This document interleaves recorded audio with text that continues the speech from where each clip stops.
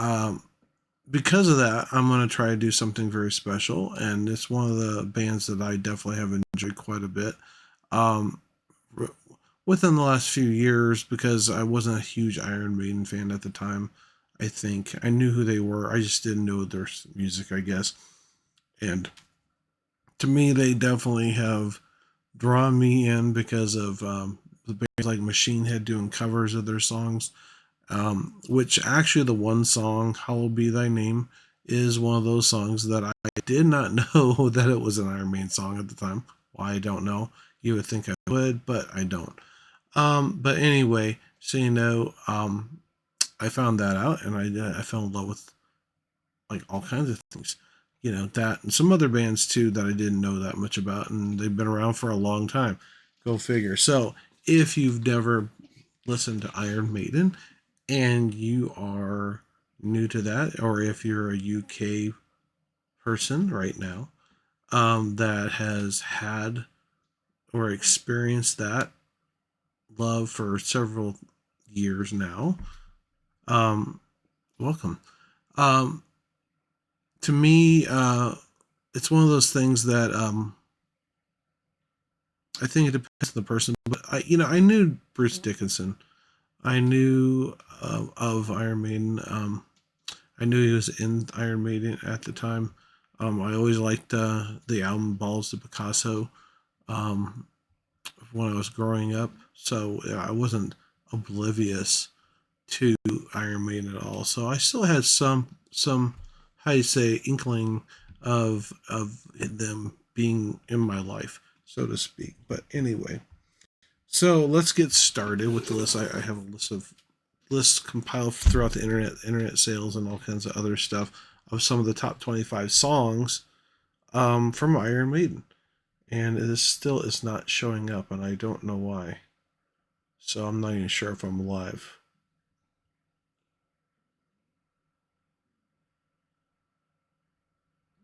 Oh well. Anyway, I might just have to upload it later. Alexander the Great. This epic, ambitious track is a song about the life and exploits of Alexander the Great, which is really cool because I've heard quite a bit of about Alexander the Great. I also listened to a movie or seen just recently a movie about Napoleon, which is kind of cool. So it's rather interesting. I know a lot of people may not like Napoleon, but it depends on who you are. Um, it'd be kind of cool if they had some more Alexander the Great movies out there. To Tame a Land is number 24. This historical patriotic track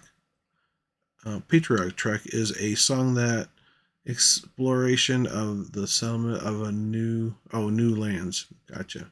So I'm assuming that might be coming to America, possibly back in the day, that they're trying to tame when they when we came over to the states, basically from the UK, and that's a lot of people from America have been from is the UK in that area.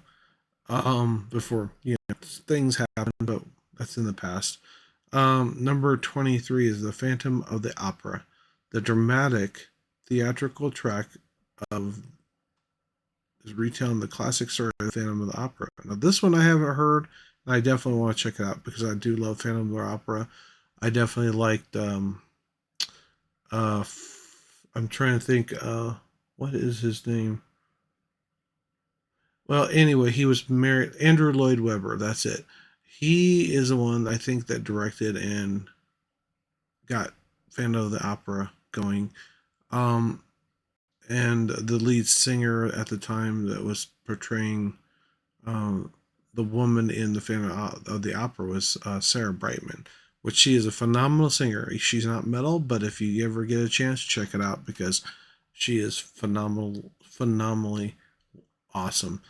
She's done a lot of covers of different pop songs and stuff, but you might know some of those songs. And actually, it'd be kind of cool if she would do some Iron Maiden songs because I think that would be really cool.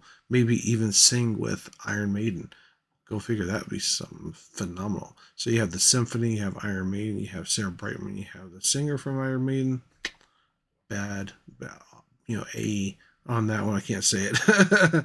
But anyway, number 22 is Running Free, the upbeat, energetic track that is celebration of freedom and individuality. See, there's a lot of these I haven't heard yet, so I'm going to have to definitely check this out.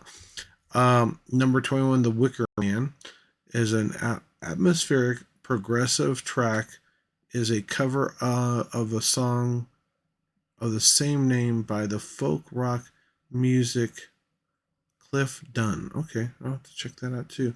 You know, that's the thing about this. Going through this, I probably know some of these songs. I just don't know the titles or the names of the things that I've listened to from Iron Maiden. So we'll have to see, because I've been going through all kinds of stuff lately, trying to explore new things and different stuff. So I'm hoping that I can inspire somebody else out there to do the same thing and go beyond their norm. I wish there was a feature on Google YouTube Music or Spotify that hits up some of the songs that you might like based on your interests that you have not heard from the bands that you love, or even bands you don't even know. I think that's pretty awesome. See, that's what I'm all about, exploring new music. Um, the Empire of the Clouds. Oh, Empire of the Clouds. This sprawling epic track is a highlight into Iron Maiden's 2000 album Brave New World. Oh, that's kind of cool. So they got a Brave New World in 2000, which is pretty much what it is. We're gonna be creating our new world in the 2000 era going forward. Now we're in 2023, and all I gotta say, it's been an interesting ride for the last 23 years. I'll tell you that. My son was born in 2004 on October 15th, and yeah, it's like that was one of my wonderful new world experiences in the 2000 era. It's pretty amazing. He's grown up to be a really interesting young man. He's got a unique perspective on things, and some things he's still learning about, which is great, because I love to hopefully, kind of inspire him to seek his own path, but also tell him about some of the things of the past. And one of the things is music, and he definitely loves that. So I'm really proud of him for that, because he's listened to all kinds of stuff. And one of his favorite bands is Iron Maiden, along with Def Leppard, uh, Led Zeppelin. Def Leppard also seems to sound the same to me, but maybe somebody else feels it differently. I don't know. Anyway, moving on. Number 19 is Peace of Mind. This groovy hard rock track is a title track from Iron Maiden's 1983 album of the same name. Interesting. Number 18 is The Flight of Icarus. This dramatic cautionary tale is a song about the emissions of hubris. Oh, yes. I think I know what this, yeah. The Flight of Icarus makes sense. Flying too close to the sun type thing. Let's see here. Number 17 is Children of the Damned. The darkest and disturbing track is a song about the plight of the homeless of homeless children. Ooh, that's interesting. That sounds like it might be good. Infinite Dreams, the dreamy and that's number 16, by the way. Retrospective track is a song about escapism and fantasy. Number 15 is Clairvoyant. The mystical and atmospheric track is a highlight of Iron Maiden's 1980 album, Seventh Son of the Seventh Son.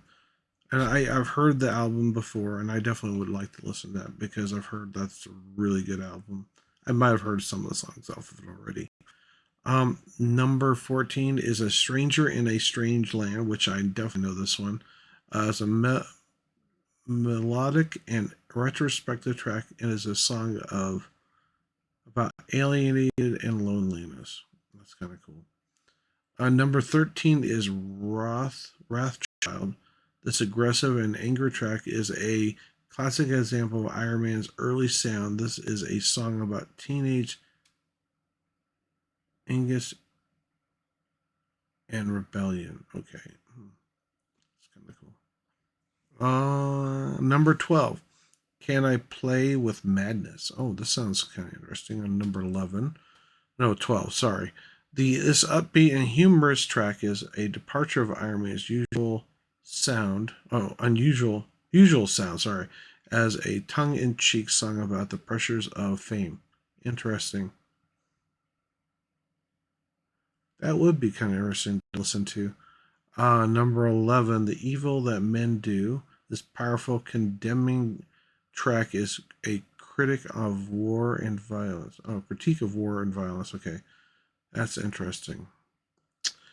Number 10, Wasted Years. This reflective, melodramatic track is a documentary on the passage of time and the loss of innocence.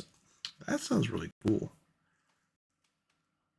Now, number 9, this is the one I was just talking about, is the seventh son of the seventh son. This complex and progressive track is highlighted of Iron Maiden's 1988 album of the same name. So I'll definitely have to make sure I think I've heard it, but I want to make sure. I'm not certain about that one. Number 8 is Power Slave. The epic, ambitious track is one of Iron Maiden's most ambitious compositions. It is a concept song from ancient Egypt. Ooh, that sounds really cool. That one I know I have. I'm pretty sure I haven't heard that one, but I could be wrong. Number 7 is Aces Highs. This exhilarating and patriotic song is a tribute to the Royal Air Force. Oh, that's cool. And I have heard that song. It's really awesome. And number 6 is 2 Minutes to Midnight. I know I've heard this song. Fast-paced, political charge track is a warning about the threat of nuclear war. Yeah. Number 5 is Number of the Beast. This controversial and groundbreaking track is the cornerstone of Iron Maiden's discography. It's a dark and powerful song about the dangers of religion. Ooh, there you go. Number 4 is Fear of the Dark. Is an energetic, defiant track that is classic example of Iron Maiden's early sound and is a protest song against war and oppression. Yeah, these I've definitely heard before. And it's very cool. Very awesome songs. Number 2 is The Trooper. This one I definitely know about and I love a lot. The Galloping Anthem is a staple of Iron Maiden's live shows and is one of their most recognizable songs. It tells the story of the British soldier fighting in the Crimson War. Oh, that's cool. Okay. I'm going to have to check out the Crimson War. Anyway, Hallowed Be Thy Name is number 1, which is, like I said, the one song that I thought was originally somebody else's song, but it's not. It sounded way different from what they usually play, and I thought there's got to be something more to this. And sure enough, I was right. I didn't know it was theirs. So, Hallowed Be Thy Name is number 1 on the list, and it's a hauntingly beautiful, emotional, resonant track. It is widely regarded as one of Iron Maiden's masterpieces. It tells a story of a soldier praying for redemption as he faces death in battle. That is really cool. I've heard the song several times and I wasn't sure exactly what it meant. I kind of got the gist of it, but I didn't realize it was that. So that kind of brings it all into perspective for me with the words. I know all I know is whenever I hear that song from either Iron Maiden or Machine Head redoing it, it's one of those songs that you definitely feel a lot of emotion and power in it, and it's just amazing what they did with that song. It's so phenomenal. It's just the way it works and the way it comes together, and it's just brilliant. So with that said, I'm going to be ending my broadcast soon, but and I'm gonna try to be on my normal time if I can. Hopefully, that medicine is just kicking my you know what, and it makes you drowsy kind of a little bit at the beginning. But and I took it really early this morning, but I didn't get I didn't get a whole lot of sleep earlier today, so, or yesterday or whatever. Anyway, so I will say good night. And also, just wanted to let you know, please check out the QR code at the bottom of the screen because you're probably wondering what that was if you're in the UK. Um, about a woman that actually was going to be touring in that area, in the vicinity of the UK, with her band, and she's not with them right now because of her eyes. And one person that I massively made upset, which I apologize to, um, but even if she's upset with me, I'm still going to do my best to help her in any way I possibly can because that's just the right thing to do. That's the type of person I am. So, whether she likes it or not, or whether she wants me to or not, I'm going to do it for her because that's just me and somebody I deeply care about, regardless of whether or not they have somebody in their life. Um, because she does. Um, and I'm not afraid to say it, and I'm not ashamed to say it, and I'm not going to sit here and deny how I feel. So, you know, oh well. Anyway, so things happen. It happens. If not, oh well. I'm not worried about it. I can find somebody else too. So anyway, I've talked about her before in the past, but I figured I would make sure that people know about her story. And I've tried helping her friend out a long time ago when they're having the fires in California. She had some a friend of hers that had some damage from the fires of California years ago, um, which is kind of scary in itself. And then I think a year or so later, we had some fires here in Colorado, which is kind of devastating for people here in Colorado as well. We have people in Black Forest that had a fire because of dry weather and stuff, which is really scary. And we're kind of all right now where I'm residing is just south of that. So, but there's still some trees out there, thank goodness. So we'll see. Anyway, well, thank you for watching. Thanks for caring, and hopefully you can check her artwork out. I think that'd be great. And let me know what you think in the comments. I would love to hear that. And what's your favorite Iron Maiden song? Maybe it's not on this list. Let me know. Thank you very much for watching. Take care. Have a good night. Bye.